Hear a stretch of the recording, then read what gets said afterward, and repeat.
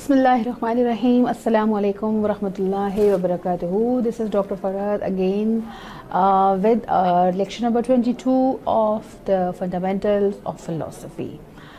Okay, just as I mentioned in my previous lecture that these two lectures are going to be the summary of the whole course. I mean, if you go through these two lectures, you can have a picture of the whole summary of the previous lectures we have discussed earlier. I mean, we can say the concepts we have discussed during a different time period, during the different philosophies is basically being summed up into these two lectures as well, except the Islamic philosophy, which is having a difference of opinion with the other, with the philosophy of the contemporary philosophy or the modern philosophy. So today's lecture is about the axiology. Just as we just have to go back to the lecture number 21, because in lecture number 21 we have started the discussion about the branches of the philosophy, and we have discussed that there are three different questions, main questions of the philosophy: what is what's new, and what is knowledge, and what is important, what is having worth. So we already have discussed what's what, that is metaphysics. We already have discussed what is knowledge in the epistemology, and today we are going to discuss the third branch, that is what is value, and that is the axiology. When we say what is value, what is good, that is basically being answered by the domain, by the branch of the axiology in the domain of the philosophy. So if we look at the axiology as a branch of the philosophy, it's basically defined as what is good, what is right, what is accurate, and how we can perceive it. It is basically, we can say, from three different perspectives we can perceive the idea of the good. From the perspective of the aesthetics perspective, and that is the philosophy of art, and that is the philosophy of the beauty, concept of the beauty. Secondly, we can perceive the idea or the concept of the good on the basis of the moral philosophy, on the basis of the actions. So that can be based on the moral philosophy that is being defined as a domain of the ethics. Third is basically being considered or being defined as the social perspective. I mean, the concept of the good in the basis of the political and the social perspective. So that can be defined by the security, justice, liberty, and equality. That is basically the concept being discussed in the domain of the third branch of the axiology. First of all, we should look at the definition of the axiology. Axiology is basically taken from the Greek word axis, which means having worth. Anything that is basically having worth, having value, is being called axiology in the Greek term. And logia, as we already have discussed in different two fields, that logia is basically the science. So we can say that the axiology is the study of the value, is a study of the worth, is a study of the good as well. So it could be called that axiology is the philosophical study of the good, or the study of the goodness as well. So axiology as in beauty is being defined by the artistic, or by the art, or the domain of the art.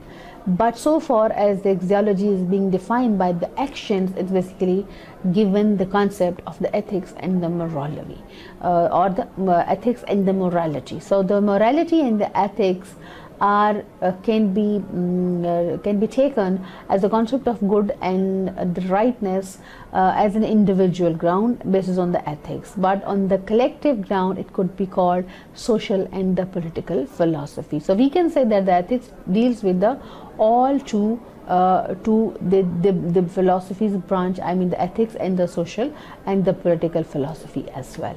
So ethics as a moral philosophy is concerned with the question of how people ought to act, and the search for the definition of the right conduct. So it could be said that the ethics is basically the evaluation and the question of the moral philosophy, that what people should do. So first of all, if we look at the meaning of the morality and the ethics as a branch of the axiology, the word ethics is derived from the Greek word ethos, which means the custom and the habit. So ethics differed from the morals and the morality in that we can say that denotes the concept or the theory of the action to be right or to be good. So while morals or the morality includes their practices, I mean what has been determined by the ethics, if they are into the practice, they are being called as a morality. So ethics as a branch of axiology can be, we can say, divided into two subcategories. One is the normative ethics and second is the non-normative ethics. When we say the non-normative ethics, it has also some two subdivisions as well. So first of all, if we look at the ethics, the branch of philosophy as a normative ethics, it basically an attempt to define that how things should be, what should be the standards and the rules of the morality. And in the applied form, normative ethics could be when the standards and the principles are being specified for a specific domain. That is basically the general and the applied form of the normative ethics. So far as the non-normative ethics being considered, first of all, it is being described as a descriptive ethics. And when we say descriptive ethics, it's basically the scientific study of the moral practices and the social sciences. I mean, how the things have been defined in the normative ethics, how they are practically or exist, how they practically can be perceived. And that also non-normative ethics also being categorized into meta-ethics. And that is, we can say, the critical analysis or the critical study of the ethics or the branches of the ethics or the standards of the ethics. So in a short, we can say that the normative ethics defines how things should be, what should be the standard of the things and how it could be applied. But in this non-normative ethics, in the descriptive ethics, it basically reflects how things are and how critically they exist and not exist into the basis of their standards. Okay, there are other questions about the morality as well. I mean, other than the ethics, if we look at we can say the different questions can be raised in the non-normative and normative ethics. Generally, the normative ethics basically ask that what are the basic standards of the morality and how things should be defined upon the basis of this, and what are the difference between the right and the wrong, how we can differentiate the right from the wrong, and what is the nature of the moral virtue in the case of the morality. So in the applied form, the normative ethics basically basically the basic morality can be determined by giving rewards and the punishment. So it could be said that when we say that we have to implement an ethical system in a society, we should implement some punishments, and that punishments, one of the punishment of the murder is a death penalty, and is it justified or not justified on the basis of the applied form into the society.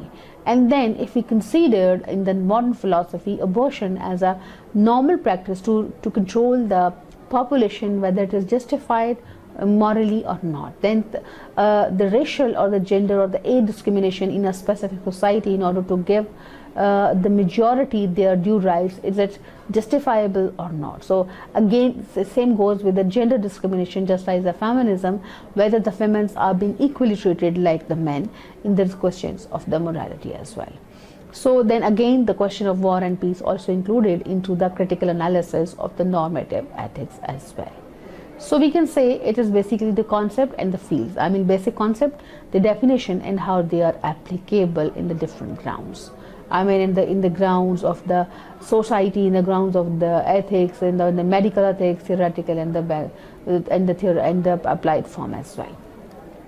Okay, now the questions in the branch of the ethics is how things should be and how people should behave and act, that is normative or the perspective ethics. But in the case of the in the descriptive ethics, it's basically how people are doing. I mean, how the people should do in the normative ethics, and how the people are doing is basically the descriptive ethics as well.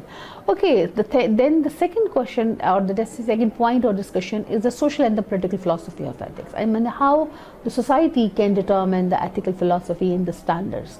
So it could be said that what are the origins, nature, and the purpose of the government and the state, how the government having the purpose to regulate the society on the moral grounds. Then what are the proper relationship between the individual, society, and the state as well. And what is the nature of the justice, I mean, as a social theory or as a social concept, as a social reality. and how we can differentiate the liberty and equality into the state and into the society, and what is the nature and the purpose of the law, if it is regulating the justice, equality, or the liberty. Okay, just looking at the historical perspective, and I guess we already have given a full-fledged lecture on the Greek philosophy on the basis of the axiology. If we look back, this is the classical philosophy. We have discussed the philosophy of the Socrates, but I guess we missed the philosophy of the Sophists, which was a very famous school of philosophy during the time period of the classical era in the Greece. So this philosophy of the Sophist philosophy is basically determine the main, we can say, two main philosophies of the relativism and the subjectivism philosophy for the modern theoretical perspective. So the Sophists in the time of the classical philosophy, they were of the opinion that the knowledge with the excellence called ethics. I mean, they consider knowledge as an excellence of the morality and the ethics, and they act like the lawyers. They always believe that if you're a good lawyer, you can convince the other you are basically are a moral person and ethical person. They consider to be the fathers of the subjectivism and the relativism theory. And if you look at the what is relativism theory, it basically defines that the individuals and the social interests basically identify and explain the concept of the goodness and the concept of the wrongness and the rightness for individually and the social grounds.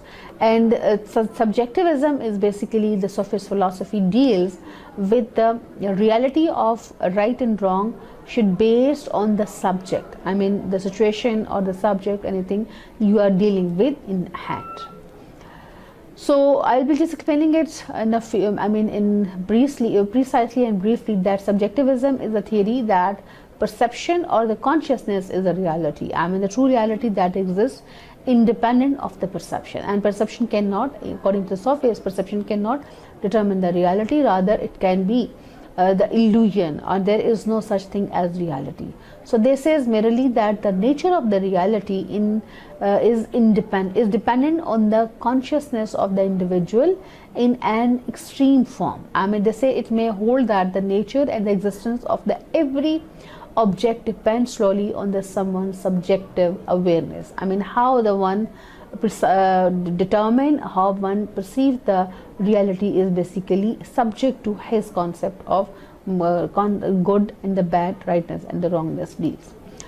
Secondly, Sophist philosophy of relativism deals with the idea that element or the aspect of the experience or the culture basically determines the concept of the rightness and the wrongness. So these are basically the two philosophies of the Sophists or the classical philosophers.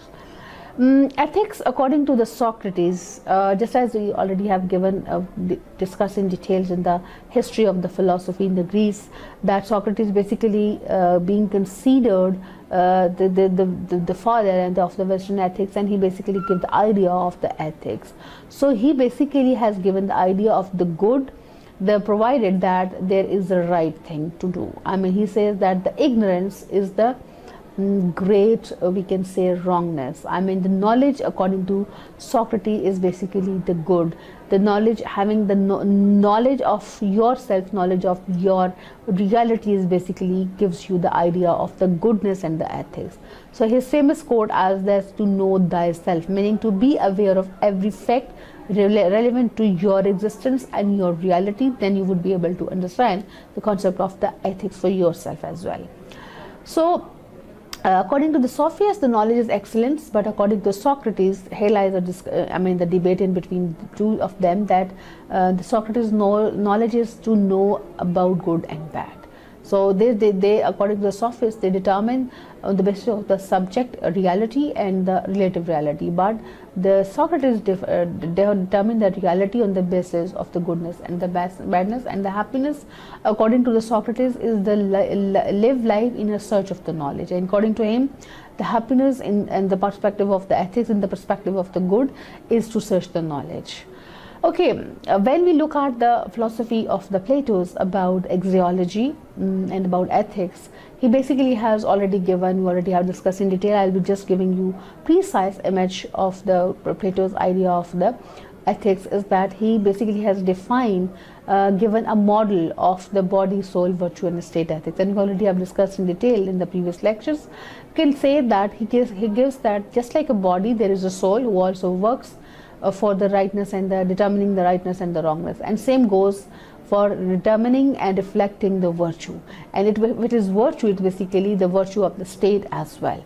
So he says the head, chest, abdomen is basically the main core of the body. The same goes with the reason, will and appetites for the soul, and same goes with the virtue as an act, that the wisdom is the head, courage is the chest, and temperance is the abdomen. And same goes with the state. The state also works on the same pattern, as the rulers are the head, auxiliaries are the chest, and laborers are the abdomen of the society, who reflects the concept of rightness and the wrongness. Aristotle ethics is basically, he was basically says that the man is having the full potential of having the concept of the rightness and the wrongness. He says that the virtue life and the development of the reason, the faculty, is a theoretical wisdom. He says that Aristotle has encouraged the moderation in all things. He says that if you are moderate, you are basically make a balance between the right and the wrong thing. As virtue for Aristotle is denotes that doing the right thing to the right person at the right time at the proper extent is a correct fashion of the virtue according to Aristotle. He also has given the framework of a moral society in the form of three different models. One is a one ruler, and he says if that is a kingship, could be correct, but if it is a tyranny, it is deviant kingship. And secondly, he says if there is a few rulers government, then it could be, if it is a correct, it is going well, it is aristocracy. But if it is not doing well, it is oligarchy, or the controlling or having the power over the people as well. And according to Aristotle, if it is being run by many rulers, so it could be polity in the correct form, but it could be deviant in the form of the democracy, because he was against the democracy. He also believed in the class and the gender division. He considered male as a dominant by nature over the men, over the women, and he also considered the slave as to be the lower class or the inferior class in the society as well. In the classical era, we can say the main philosophies were subjectivism, relativism, and also the philosophy of the model of the philosophy of the Aristotle and the Plato as well. In the Hellenistic era, the soul and the spirit was the main discussion of the philosophy, and they basically believe in live the life according to the nature, and conventional life is basically simple life according to the Hellenistic philosopher. So, but they also believe in to leave the conventional life, just like the philosophy of the Cynicism, and just the Diogenes has believed that the things of the great value were often sold for nothing, and the things worth nothing are sold for a great price. So they basically having the opinion of leaving the material benefit is basically giving you the idea of the morality and the ethics. He says that the refraining from the pleasure is the pleasurable, and love for money is the mother of the city of the evils, according to the Cynics philosophy in the Hellenistic era of the philosophy. So Stoic has also given the idea of the ethics in the form of the wisdom, temperance, justice, and the courage. As they says that these abilities can control the individual and the social ethics and the morality as well. Okay, the Stoics' 5 principles are also very added point to the ethics, that they say to your everyday life is more important than living in the past and fearing of the future. So they say food is the best test of the self-control. I mean, you can control yourself. And if they says if there is a failure in your natural life, you should not regret, because it's the act of the foolish. He says that you should focus on the small things and do it well, so the bigger things can automatically happen. He says that the pride is basically the key of the immorality as well. Skeptic ethics also being influenced by the relativism philosophy of the sophists. They says that it's basically the man who determines the reality of the good and the bad, just like the knowledge as well. So the skeptic philosopher also believe in the determining the right and the wrong based on the self-interest as well. Epicurean philosophy, we already have discussed in detail. They believe in the happiness, and the player life is basically the morality. According to them, the definition of the virtue is the player, and the virtue is good, which includes the pleasurable life and the beautiful life. And they say that player is no sensual, friendship, art, and the culture are also pleasurable, according to the Epicurean philosopher. Stoics and the Epicureans, humanism philosophy basically has later on been considered the theory into the domain of the philosophy, and especially in the domain of the axiology. The Stoic philosophy of the humanism is based on the wisdom, temperance, justice, and the courage, and later on it's basically being given as a theoretical form as well. The Stoics 5 principle also has given the idea of the humanism and how it can be established as well. Okay, then the humanism philosophy itself as a philosophy of the ethics and the morality emphasizes on the dignity and the worth of the people, and they believe that all people have the dignity and worth. They are able to determine right and wrong for their own selves, so they base on the rationality and bases on their intellect as well. So these we can say have established the human philosophy and its justification to be moral and ethical. Okay, then later on the social contract theory is also being derived from the Epicurean philosophy. It emphasizes on the minimizing the harm and maximizing the profit for the society as well. Okay, we also should look at the Platonian spiritual ethics. We already have discussed in detail. They do also believe that the happiness is independent of the physical world, and it is dependent on the metaphysical. I mean, this says it is independent of the physical, rather it basically based on your inner self and your metaphysical life, that is good or bad. He says that the purpose of the life was seen not so much in the exercising and the rehearsal of the traditional virtues, but to give meaning and quality to other interaction with others, but in seeking to bring back the good in us to divine, basically divine in all. So they also believe in the internal we can say determining the virtue and the ethics based on your internal satisfaction as well.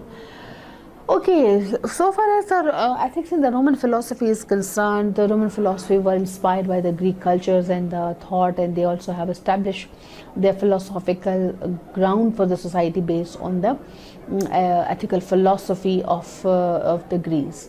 So they says that we are the servants of the law in order that we may free, I mean this is the opinion of the Cicero, and become a slogan of the French Revolution: liberty, equality, brotherhood, and the death as well. So later on Cicero's philosophy become a slogan for the French Revolution as well. Romans were inspired by two Greek philosophers, Stoicism and the Epicureanism, and most of their philosophy, the Christian philosophy, is influenced by the philosophy of the Epicureans either or by the Stoics as well. Semitic cultures, we know that monotheistic religions and Abrahamic, Hebrew and the Arabic, and they basically had derived their concept of ethics and morality based on divine words. So the word of God was basically being recited and believed God as a source of providing the concept of rightness and the wrongness as well.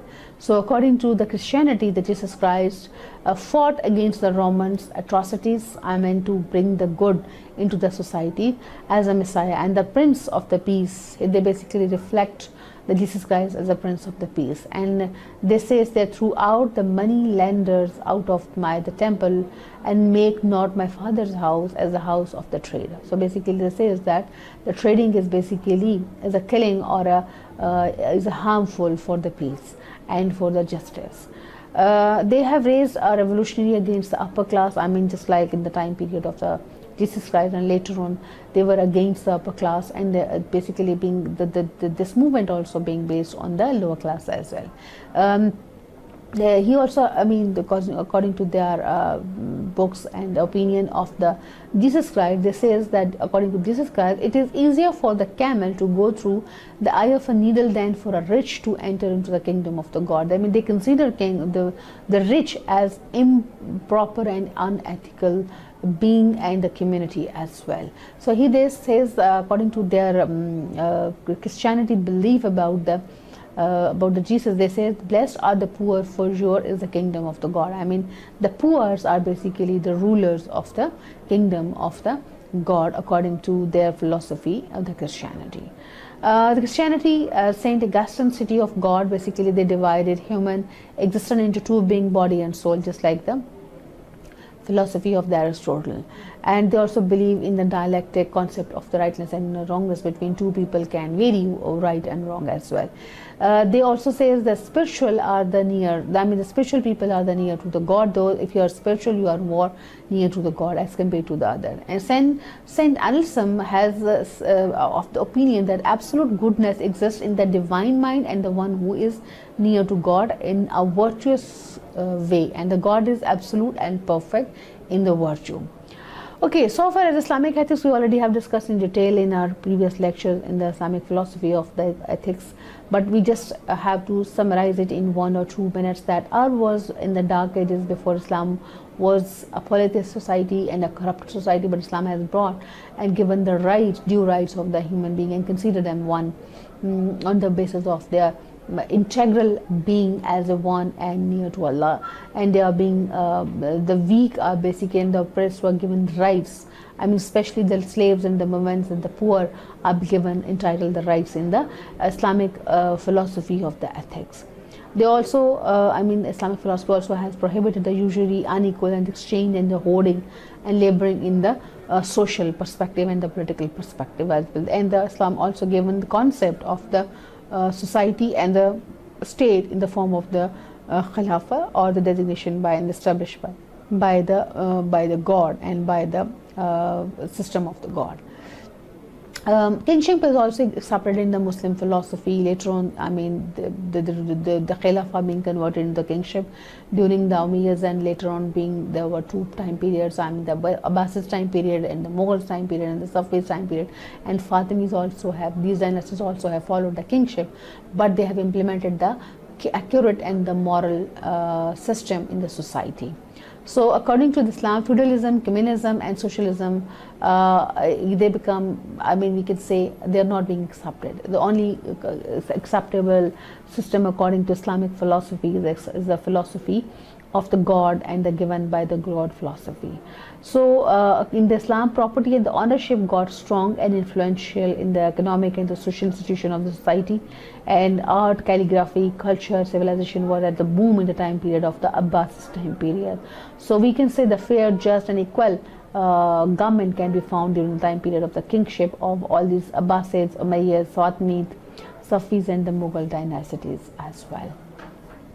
So this is, we can say, the concept of the ethics and the axiology in the different fields and in different philosophies, and how they can be answered by the different philosophers, by the different domains. Thank you very much for listening. This is all about your fundamentals of philosophy. I mean in the field of the